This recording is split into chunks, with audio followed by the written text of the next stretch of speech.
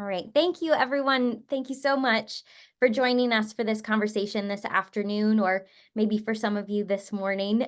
Folks, I think, are joining us from all over the country. So this is, if you have been to some of these conversations before, today's conversation is part of Reporting on Addiction's work to help journalists cover the billions of dollars that are coming into our communities right now from the settlements of the federal opioid litigation. So I know we have folks on this call who are not journalists, and just as a reminder, the focus of today's conversation is really on helping journalists cover this topic. If you're not a journalist, you are more than welcome to be here. What we then hope is that you'll be willing to share this recording or share these resources with journalists in your communities to help them cover this really complex topic. So with that, I want to introduce today's guest. So today we're joined by Regina LaBelle, who is a distinguished scholar and the director of Addiction and Public Policy Initiative at the O'Neill Institute at Georgetown University Law Center. And Regina is a founding director and teaches in the Master of Science in Addiction Policy and Practice program, at Georgetown's Graduate School of Arts and Sciences. And before joining Georgetown, she served in the Biden administration as acting director of the White House Office of National Drug Control Policy, where she helped the Biden-Harris administration develop those initial drug policy priorities. And that included a historic focus on harm reduction services, which I'm sure we all know are needed more than ever. So together, she and a team of folks at the O'Neill Institute at Georgetown Law Center, at the Georgetown University Law Center Addiction and Public Policy Initiative, they've created these resources that we are going to discuss today. And just a note that they have lots and lots of resources, but the focus of our conversation today is specifically on conflicts of interest. So for the folks who are joining us, just a reminder that we are going to do a really quick sharing of information and sharing of resources. And after that, Regina is going to take questions. So feel free at any point to drop those questions into the chat, and I'm going to help us make sure that we get answers to all of those questions. But at this point, Regina, I'm going to turn it over to you. Great. Thanks so much, Ashton and Jonathan. Thanks so much for Reporting on Addiction for having this important discussion. And I'm going to share slides. I'm going to start talking first about the opioid litigation, and just to set the stage. And then I'll talk about our conflicts of interest paper that we put out last year. My colleague, Maddie Fields, worked on this project with us, and really the impetus for this was we were getting a lot of people were asking questions about conflicts of interest. We also are very interested in the governance practices regarding the opioid litigation expenditures, and felt it was really important to start raising awareness in states, local governments, and also obviously with journalists about what types of conflict of interest practices should become normalized. Because, as Ashton said, there are billions of dollars that are going out over almost 2 decades. So it's really important that we have visibility on the dollars that are going out, not just in the first year, not just in the second year, but over a longer period of time. So with that, I'm going to share my screen, and I'll just start with this really complicated slide. I'm not going to go into the details on this, but really opioid litigation, this isn't a class action. It's a numerous piece of litigation that came together in Ohio. In order to, the multi-district litigation is intended to be an organizing structure for settlements. And so that's what this slide is, just, an overview of all the numerous litigation that came together in the Southern District, the multi-district litigation, the Southern District of Ohio. So there were several different pieces of litigation that were brought. This is the distributor litigation. So the distributors are McKesson, AmerisourceBergen, and Cardinal Health, and J&J, Johnson & Johnson. So they're kind of the middle group that distributed opioids, and they're paying quite a bit of money out to states and local governments. And then Walmart, CVS, and Walgreens also significantly, this was another part of the agreement, which I think is really important for journalists to know about, is that the distributors would have to implement changes in how they handled opioids. And this is where some of the red flag piece comes in, that if a distributor looks like it is distributing too many opioids to a specific pharmacy, that there's a flag that goes up, and they're supposed to work with the pharmacy to make sure that the drugs are not being diverted. But this is a very significant piece of the settlement language. Purdue, as many of you have probably heard, this is currently before the Supreme Court on another issue, not about whether or not Purdue should enter into a settlement, but whether or not the Sackler family, which owns Purdue, should receive third-party waivers of any claims against them going into the future. If that is settled, then if the settlement agreement is agreed to, then up to $6 billion will go out to states. And then these other companies, including McKinsey, has already paid out $573 million for their role in the marketing of opioids nationwide. So this is the default. So 15% of the funds, if you take the default that's in the agreement, 15% of the money will go to the state, 70% to an abatement accounts fund, and 15% to a subdivision, so cities or local governments. But this can be changed with memorandums of agreement or in other ways, and states are doing it in different ways. So this is I'm sure that Jonathan and Ashton has shared this information before. Opioidsettlementtracker.com is an incredible resource that you can go into a state and see what percentage of the money goes to the states, which percentage goes to local governments. I'm not going to go into this. You'll get this in the slides. This is just an example of a few states, how they've divided it up. So each state is different, and most states have advisory commissions. So this is Ohio's, which has a separate entity that basically divides up the money on the state level. I'm sorry, this is Massachusetts. And then New York, very complicated settlement fund.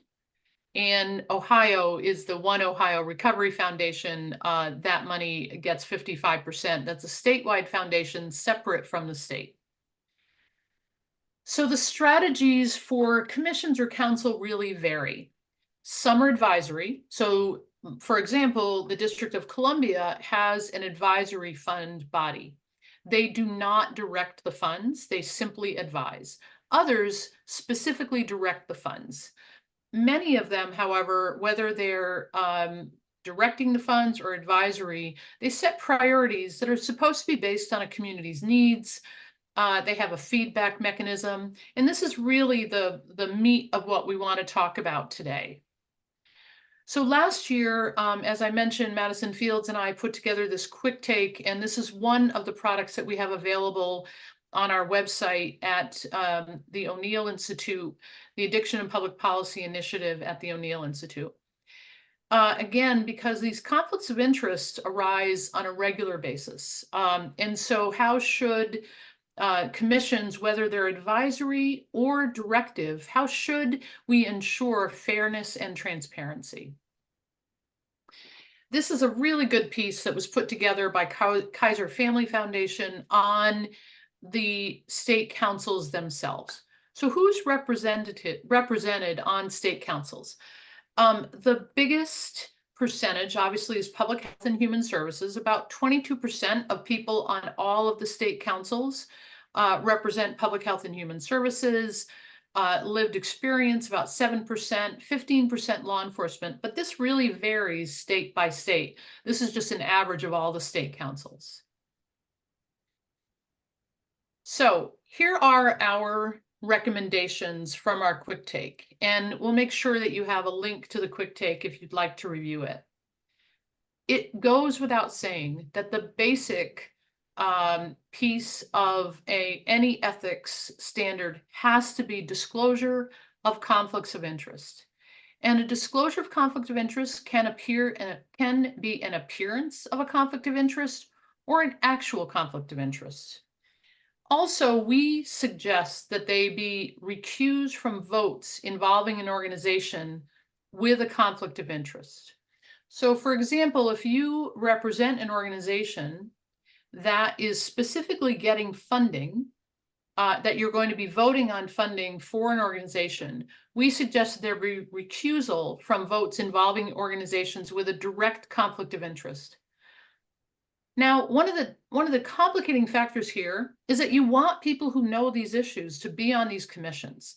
So not every overlap of interest is a conflict of interest. Some states, and this is in the piece, in some states, they have a process by which you identify a disclosure, and then there is more of an inquiry that's brought into whether or not you need to recuse yourself. But having a process to disclose conflicts of interest and identifying opportunities to recuse is really important. Secondly, and this goes without saying, these meetings have to be open to the public, just like any city council meeting, state legislature. Now, they're all available on the internet and materials posted. Third, diversity and representation. As we know, the overdose epidemic has affected every part of society. So it's really important that we not limit decision-making authority on these councils to one segment. So having a diverse makeup of individuals is critically important. And also identify the core strategies. Now, Johns Hopkins, I'm sure you've looked at this before, has principles for the use of funds. So if a commission or a committee has those core strategies in front of them, they can guide decision making. And then lastly, and really important, provide ongoing training and a way by which you can get guidance. So, and also a reporting structure. So if there could be, an anonymous whistleblower structure, but none of this is unique to the opioid litigation expenditures. A lot of states, cities already have these in place, so you don't necessarily have to go and have a new set of standards for the opioid commission. You could apply what's already in place to the state. Our bottom line is that you need to do training and have a mechanism, and then constantly make sure that ethical standards are first and foremost in front of the commission members. So that is the end of my slides. This is my information, my contact information. We're happy to share any of the materials we have. We'll make sure that Ashton and Jonathan receives it after we're done. And with that, I'm happy to take any questions. Wonderful. Thank you. Thank you so much, Regina. So just a note quickly for the folks who are joining us that Jonathan did drop some of those links in the chat for you all. And you'll see the third one down is that piece of writing that Regina was discussing about the conflicts of interest specifically within the opioid litigation, that fairness and transparency document. So it's available in that link in the chat. Again, you all are welcome to drop your questions in the chat, or you are welcome to give us a hand raise and unmute. I think we're also okay with that too. But Regina, I'm going to start with a quick question based on kind of one of the final elements that you just discussed, that states likely have conflict of interest laws, or maybe there are policies that are in place, but is it possible that the guidance or the oversight could vary depending on whether this is a commission, a council, a decision-making body, versus whether it is just in an advisory capacity? Could those be different? So I think the distinction would be how the committee is set up. So for example, I think it's in Ohio, they're going to have a separate entity. They're forming a new nonprofit organization. In that case, that would be a little bit different. I think you would have to have some legislation passed in order to make sure that there's a conflict of interest, that the state conflict of interest applies to that entity.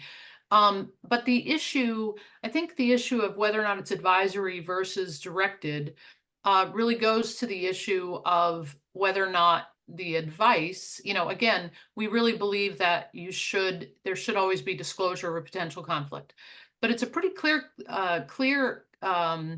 conflict of interest if you can specifically benefit from a decision that you participate in on a board.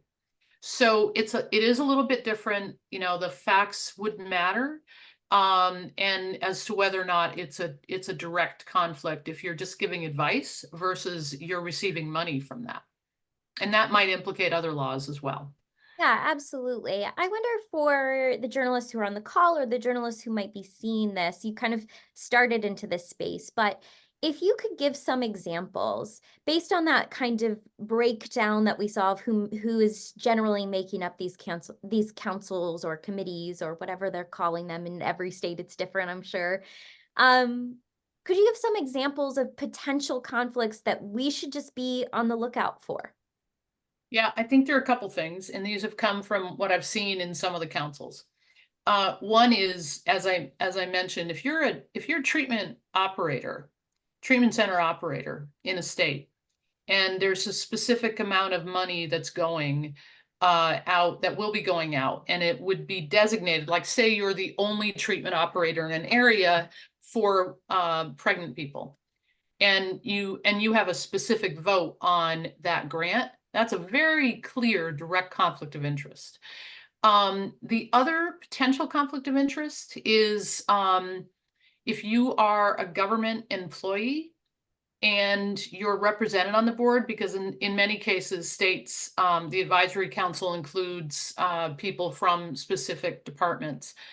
Say you work for someone and you're making a decision about a process decision or something that could affect the operations of your agency, and you are subordinate to someone who'd be affected, that's another way in which a conflict of interest could potentially arise, because you're voting on, your boss, basically. So those are just two examples, but I think the first one is much more common.